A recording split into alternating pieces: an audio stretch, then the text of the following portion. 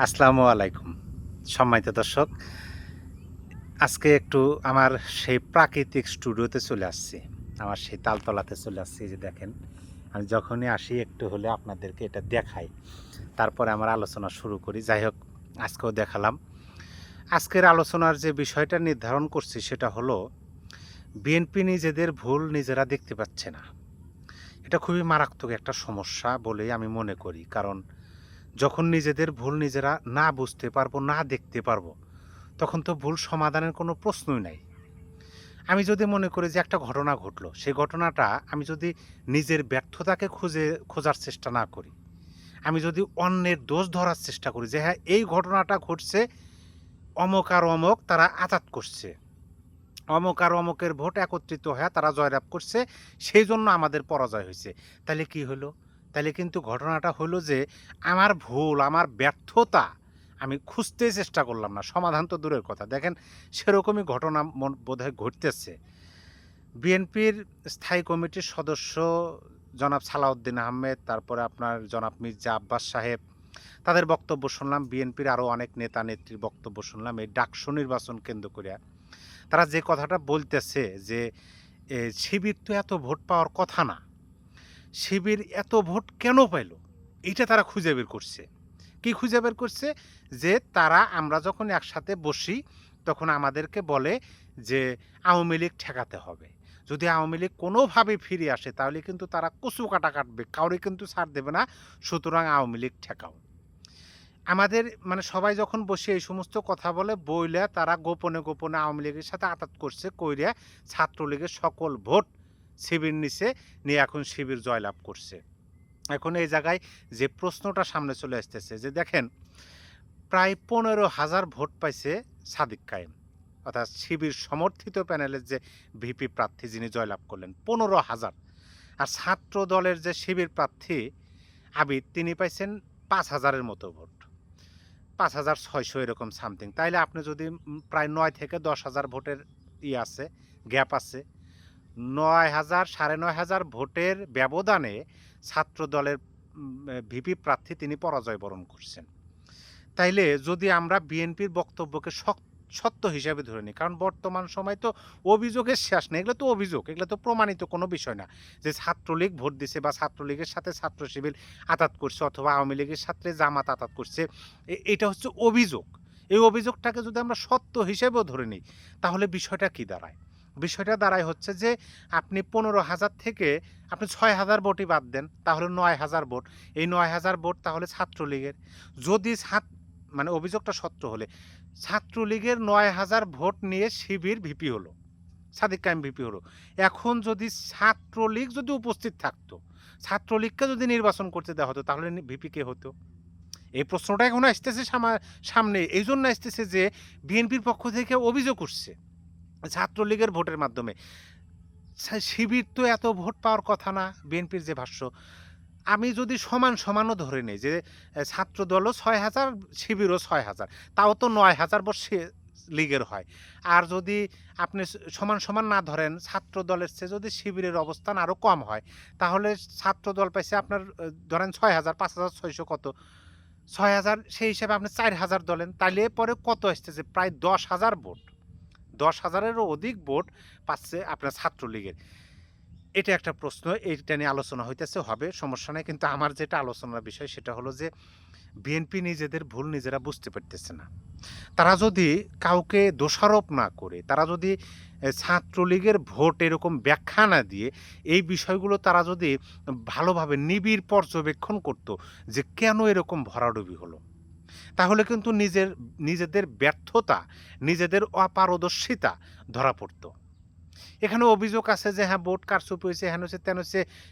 অভিযোগ তো আছেই, থাকবে। যে আজকের জাকসু নির্বাচন হইতেছে। জাকসু নির্বাচনে ছাত্রদল কিন্তু অলরেডি দুপুরের পরপরই সেটা বর্জন করছে। জাকসু নির্বাচন ছাত্রদল বর্জন করছে। কি জন্য করছে? যে ভোট কারচুপি হচ্ছে। এখন ভোট কারচুপি হলে তো আমরা জানি যে মানে এত ডিফারেন্স হওয়ার কথা না। বিশেষ করে ডাকসু। ডাকসুতে প্রায় ৯,৫০০ ভোটের মতো ডিফারেন্স। আপনার এত কি কারচুপি করে নেওয়া সম্ভব? আর এক জায়গায় তো না। যে একবারে কয়েকটা ডেরাম ভর্তি ব্যালট পেপার এনে ঢেলে দিল শিবিরে, তা তো আর না। বিভিন্ন হল কেন্দ্রিক মানে হয়েছে, বুথ হয়েছে। সেইখানে এত ডিফারেন্স। এখন যদি এই ঘটনা হয় তাহলে পরে বোঝা যাচ্ছে যে হ্যাঁ, ছাত্রলীগের ভোট হয়তো বা পাইছে শিবির, সেখানে যৌক্তিকতাও অনেক আছে। আমি ভিডিওতে কথাও বলছি। এখন যাই হোক, আমার যেটা বিষয়, যদি তারা বুঝতে চেষ্টা করতো, আমরা তো রাজনীতি করি না, আমরা রাজনীতি দেখি, আমাদের ব্রেনে যতটুকু আমরা বুঝতে পারি ততটুকু আমরা আপনাদের সামনে বা আমি আপনাদের সামনে সেটা বিশ্লেষণ বা আমার যেটা বলে হুদাই পেঁচাল পারি। এখন এই হুদাই পেঁচালের মাধ্যমে আমি যতটুকু বুঝতে পারতেছি যে এখানে বিএনপি অর্থাৎ ছাত্র দলের ব্যাপক ভুল আছে। ভুল আছে যেমন ধরেন, আপনি যদি কেন্দ্রীয় দল ধরেন যে ডাইরেক্ট বিএনপি, তাদের যে বয়ান, তাদের যে বক্তব্য আমরা বর্তমান সময় শুনতেছি, দেখতেছি, তাদের বক্তব্য হলো যে যদি নির্বাচন হয়, মানে জাতীয় সংসদ নির্বাচনের কথা আমি বলতেছি, যদি নির্বাচন হয় তারা সংখ্যাগরিষ্ঠভাবে নির্বাচিত হবে, সংসদে যাবে, সরকার গঠন করবে, এই কথাটা তারা বলে। এটা কি? এটা হলো যে একটা আত্মবিশ্বাস। এইখান থেকে ছাত্র দলের বিষয়ে আমি বুঝতে পারতেছি যে তারাও বোধহয় এই কনফিডেন্সেই ছিল, যেহেতু একদিকে ছাত্রলীগ নাই, অপরদিকে শিবির, জীবনে শিবির ডাকসুতে নির্বাচনে অংশগ্রহণ করতেই পারে নাই, সেই শিবির ছাত্র দলের সাথে পারবে, এটা কোনো কথা হলো? ছাত্রদল সংখ্যাগরিষ্ঠ ভূমিধস বিজয় অর্জন করবে, এ ধরনের কথা আমরা শুনছি। তারপরে এরকমই তারা হয়তোবা মনে করছিল। এরকম মনে করে তাদের হয়তোবা কাজের মধ্যে কিন্তু ব্যর্থতা যে তাদের আছে, ভুল আছে। তারা যে মানে তাদের ছাত্র সংগঠনকে নির্দিষ্ট ধারায়, নির্দিষ্ট পথে পরিচালিত করবে ডাকসু নির্বাচনকে কেন্দ্র করে, সেটা তারা করতে পারে নাই। এখন এইটা না কইরা কেন্দ্রীয় নেতারা দোষ দিতেছে জামাতকে, দোষ দিতেছে শিবিরকে, দোষ দিতেছে আওয়ামী লীগকে, দোষ দিতেছে ছাত্রলীগকে। যে সেই কারণেই তারা নিজেদের ভুলটা বুঝতে পারতেছে না। আর যদি এরকমই হয়, যেমন আমি আপনাদেরকে একটা কথা বলি, কিছু মানুষ আছে আমাদের আশেপাশে, দেখবেন যে কিছু মানুষ আছে তারা নিজেদেরকে মনে করে যে তারা হয়তোবা মানে নির্ভুল, তারা নিজেদেরকে মানে ভালো, সঠিক পন্থায় পরিচালিত একজন ব্যক্তি হিসাবে সবার সামনে তুলে ধরার চেষ্টা করে। এই বিষয়টা কিন্তু আমরা জানি। এখন এইটা বলে না যে নিজেই নিজেকে ভালো হিসাবে পরিচয় করে দেওয়া, এটা কি জন্য করা হয়? এটা কিভাবে করা হয়? এটা করা হয়, আমি যদি আপনাদের সামনে আমি নিজেকে একজন ভালো, সৎ এবং সহজ সরল মানুষ হিসাবে, সত্যবাদী মানুষ হিসাবে নিজেকে পরিচয় করে দিই, তাহলে আমি কিভাবে পরিচয় করে দিব?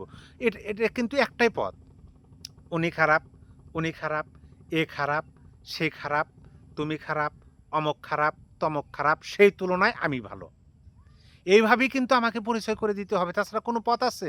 কারণ অন্য যদি আমাকে ভালো না বলে, অন্যরা যদি আমাকে যদি সত্যবাদী, একজন ভালো ছেলে না মনে করে, আর তখন আমি যদি নিজেকে নিজে পরিচয় করে দিতে চাই, তখন কিন্তু আমাকে এটাই করতে হবে যে উনি খারাপ, উনি মিথ্যাবাদী, এ মিথ্যাবাদী, সে মিথ্যাবাদী, উনি, ইনি, তিনি সবাই মিথ্যাবাদী, সবাই খারাপ, আমি একমাত্র ভালো।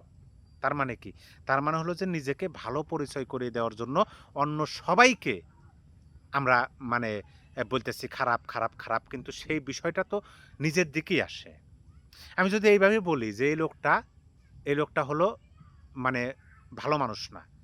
এই যে একটা নোক দিয়ে আমি ইঙ্গিত করে তাকে বললাম। আর বাদবাকি নোক কয়টা? নিজের দিকেই কিন্তু।